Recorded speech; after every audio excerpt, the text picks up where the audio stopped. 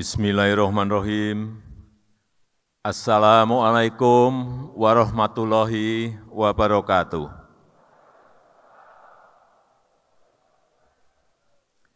Selamat pagi, salam sejahtera bagi kita semuanya. Om Swastiastu, Namo Buddhaya, salam kebajikan.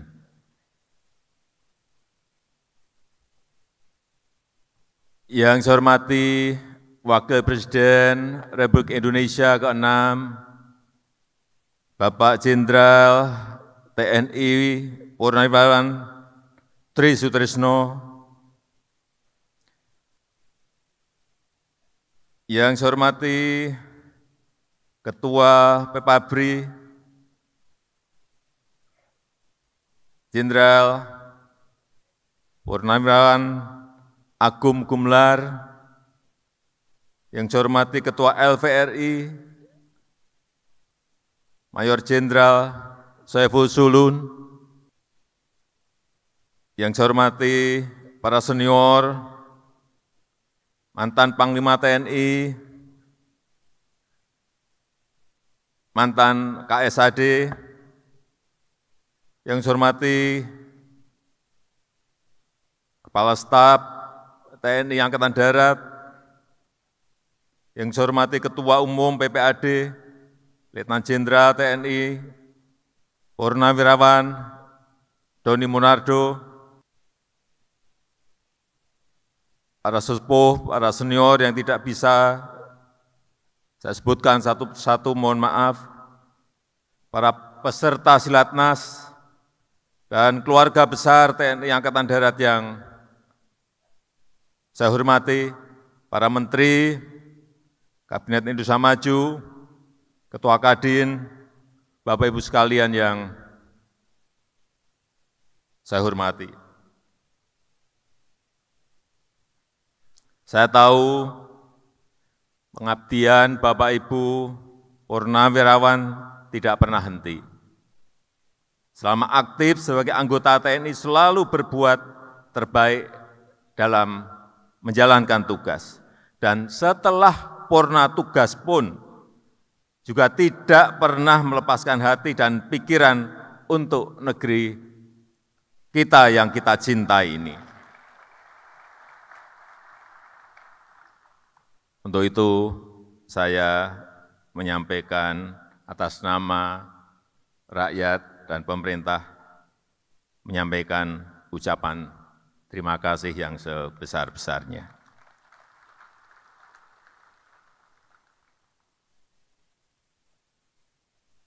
Saya mungkin akan berbicara agak berbeda,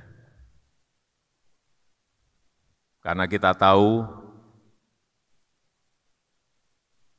sekarang ini memang dunia baru berada pada posisi yang tidak mudah, pada keadaan yang sangat sulit sekali.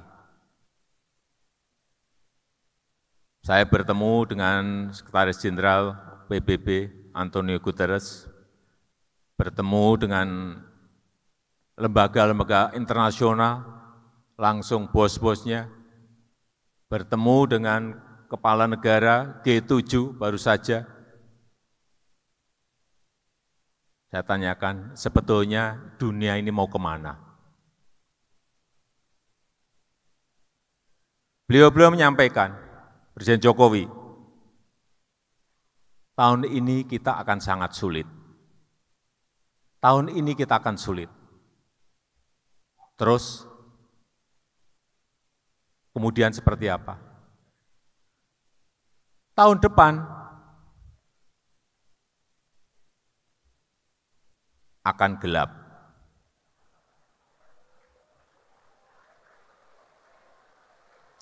Ini bukan Indonesia, ini dunia. Hati-hati, jangan bukan Indonesia yang saya bicarakan tadi, dunia.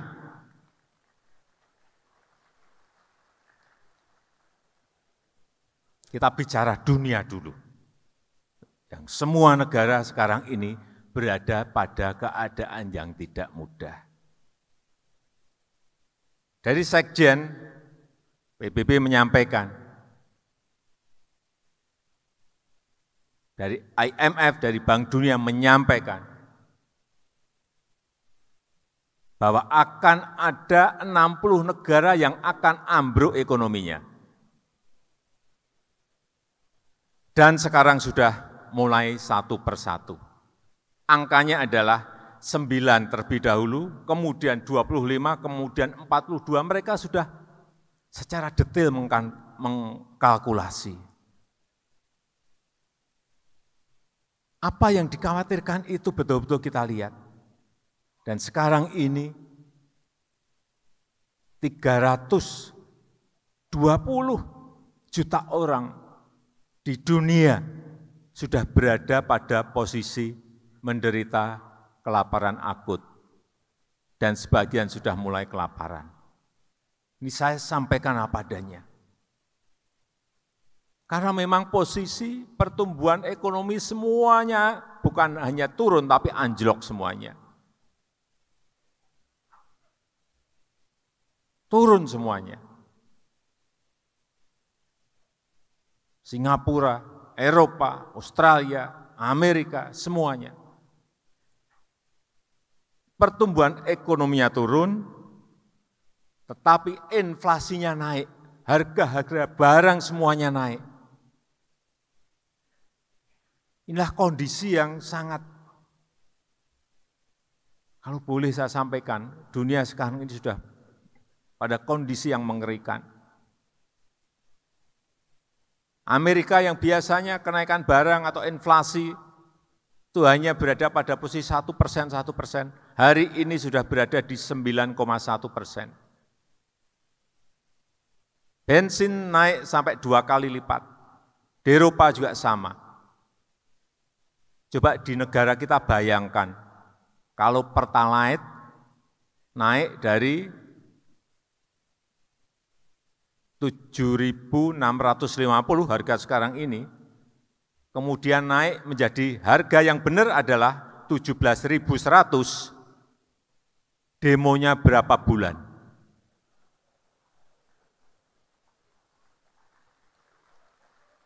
Naik 10% saja demonya, saya ingat naik 10% saja demonya dulu 3 bulan.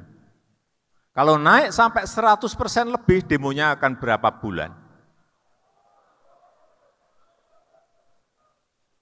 Inilah sekarang yang dikendalikan oleh pemerintah. Dengan apa? Dengan subsidi. Karena begitu harga bensin naik, harga barang otomatis langsung melompat bersama-sama. Oleh sebab itu, pemerintah mengeluarkan anggaran subsidi yang tidak kecil, 502 triliun rupiah, yang tidak ada negara berani memberikan subsidi sebesar yang dilakukan oleh Indonesia.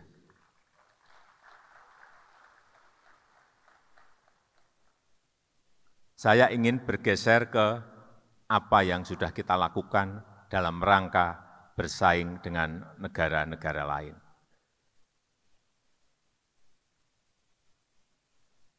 Fondasi dalam kita bersaing dengan negara-negara lain harus mulai kita tata dan kita bangun. Karena ke depan bukan negara kecil, bukan negara besar mengalahkan negara kecil, bukan. Bukan negara kaya mengalahkan negara miskin, bukan.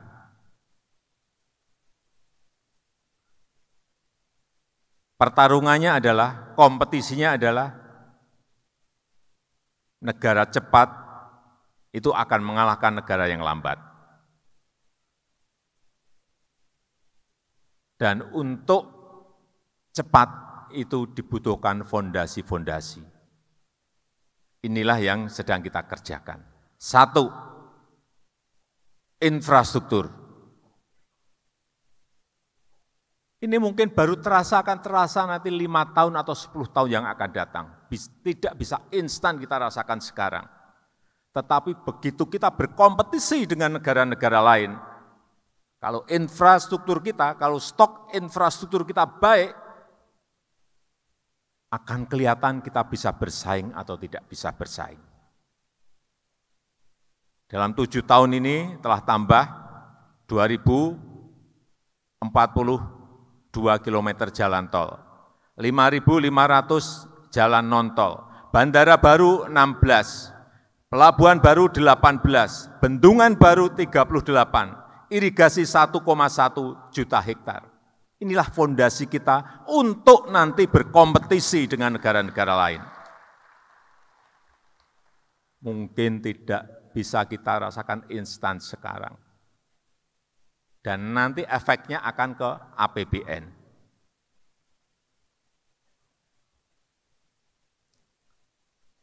Kemudian yang kedua, yang ini tidak berani kita lakukan dalam kurun waktu yang lama sekali, yaitu hilirisasi, industrialisasi. Kita sejak zaman VOC ekspornya bahan mentah. Bahan mentah, memang itu paling enak. Batu bara, keruk, langsung kirim bahan mentah.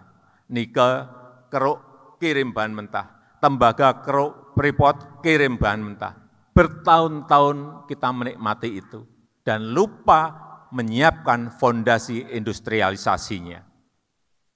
Saya berikan contoh, nikel. Kita ekspor bertahun-tahun, nilainya saya ingat 2014 itu 1,1 billion US dollar, kira-kira 15-an triliun per tahun ekspor bahan mentah. Begitu kita stop,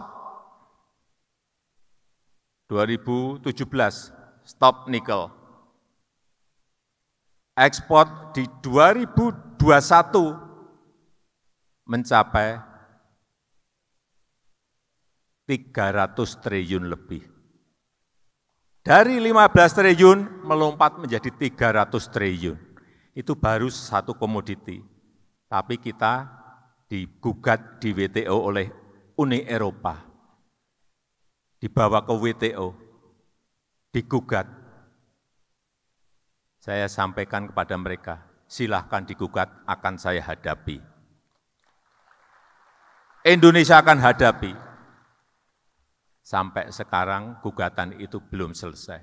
Karena kita juga mengajukan alasan-alasan yang juga masuk akal. Barang-barang kita sendiri, nikel-nikel kita sendiri. Kenapa Uni Eropa ramai dan menggugat? Karena industri baja mereka menjadi tidak ada yang memasok bahan bakunya. Industrinya beralih ke Indonesia. Apa yang kita dapatkan kalau kita melakukan industrialisasi? Pertama, pajak kepada pemerintah akan melompat.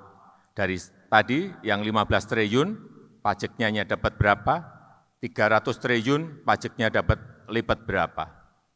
Lipat 20 kali.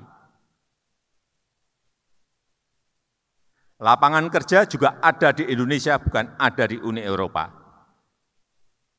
Membuka lapangan pekerjaan yang sangat banyak. Inilah yang lama tidak kita pikirkan dan kita tidak berani men-stop.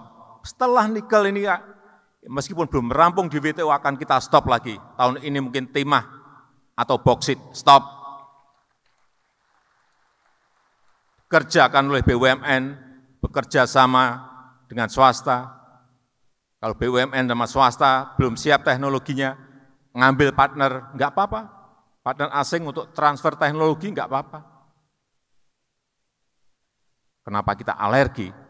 Tapi pabrik industrinya ada di dalam negeri.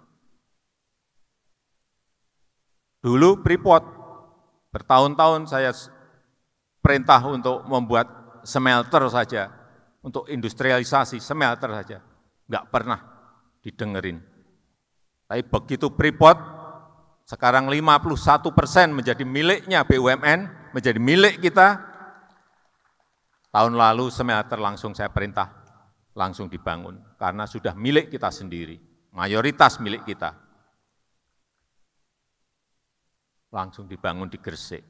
Nanti kita lihat dari tembaga ini akan di smeltering ini akan dapat berapa miliar kita belum tahu. Tapi saya meyakini bisa lipat juga sama, 20 kali yang biasanya kita kirim. Kadang-kadang kita kirim bukan hanya tembaga saja, bahan mentah kita kirim, di dalamnya juga ada emasnya juga.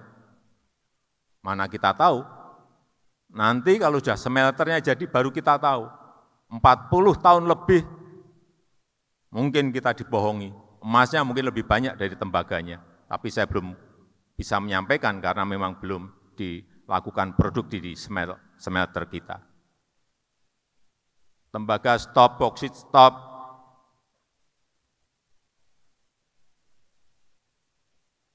Inilah nanti yang akan berkontribusi kepada pertumbuhan ekonomi kita dan berkontribusi membuka lapangan kerja yang sebanyak-banyaknya. Kemudian yang ketiga, ini yang penting untuk yang kecil-kecil, digitalisasi. Kalau kita mau bersaing yang kecil-kecil, usaha mikro, usaha menengah, mereka harus berani masuk ke yang namanya platform digital.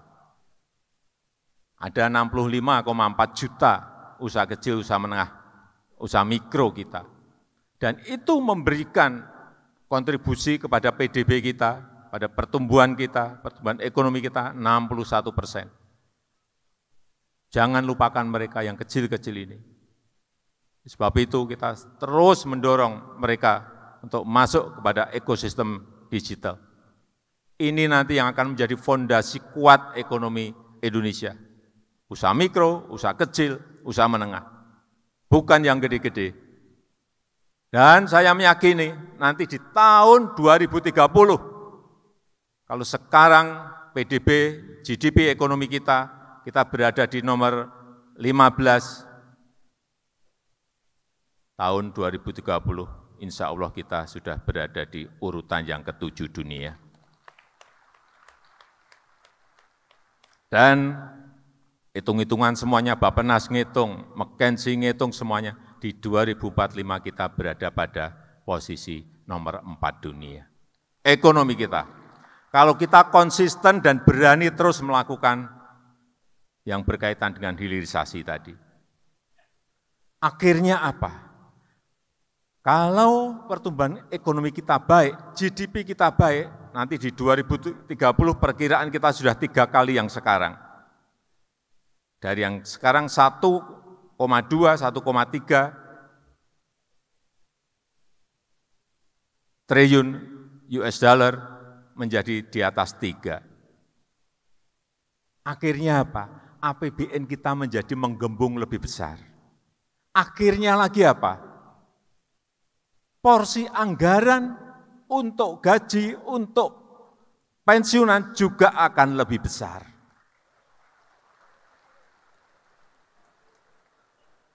Tapi nunggu tahun 2030. Sebentar, saya sampaikan, tadi guyonan.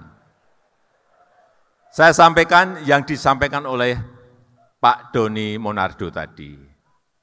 Saya tahu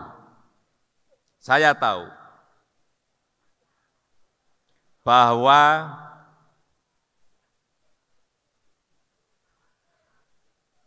gaji pensiun untuk Tamtama itu berada di angka 2,6 juta, betul. Untuk yang Bintara berada di angka 3,5 juta, benar. Dan untuk yang perwira pertama, kapten itu 4,1 juta. Betul.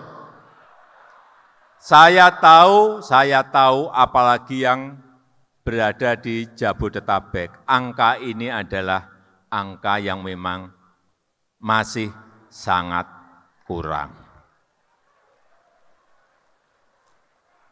Pemerintah telah memberikan THR. Pemerintah juga telah memberikan gaji yang ke-13. Tapi saya juga tahu itu tetap masih kurang. Saya tidak janji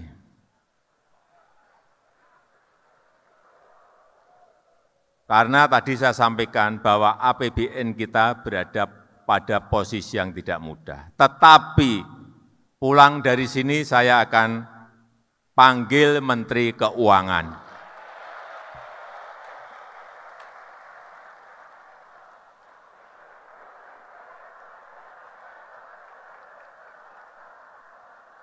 Akan saya ajak hitung-hitungan.